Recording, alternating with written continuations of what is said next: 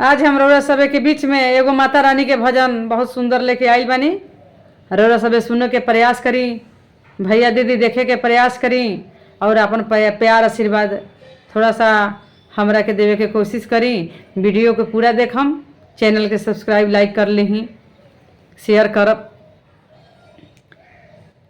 अरे कौन मैया गोर बाड़ी, कौन मैया कहरिया, कौन मैया गोर बाड़ी, कौन मैया करिया, कौन हो मैया, ए कौन हो मैया बड़ी अंगिए के पतरी, कौन हो मैया बड़ी अंगिए के पतरी, कौन हो मैया।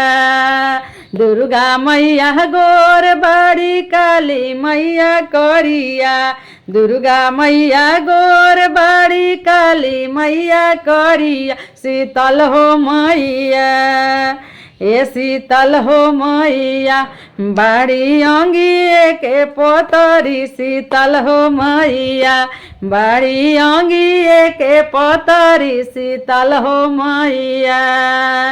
कौन मैया बेटा दिहली, कौन मैया बेटी, कौन मैया बेटा दिहली, कौन मैया बेटी, कौन हो मैया, ये कौन हो मैया दिली 16 हो सिंगार, कौन हो मैया दिली 16 हो सिंगार, कौन हो मैया।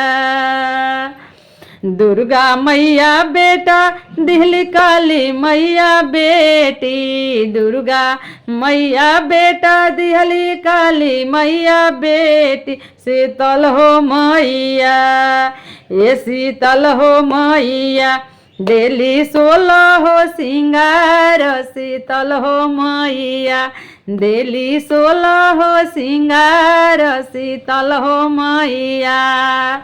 कौन मैया शेर चढ़े, कौन मैया हाथी, कौन मैया शेरवा चढ़े, कौन मैया हाथी, कौन हो मैया, ये कौन हो मैया करे गधा पर सवारी, कौन हो मैया करे गधा पर सवारी, कौन हो मैया।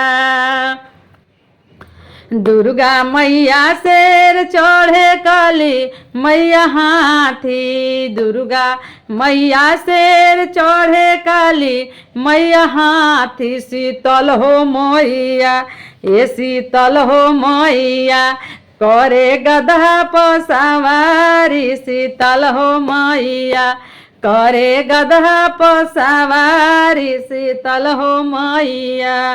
प्रेम से बोलो मैया सच्चे दरबार की जय। और ये भजन सुनने वाले को जय, भजन गाने वाले को जय।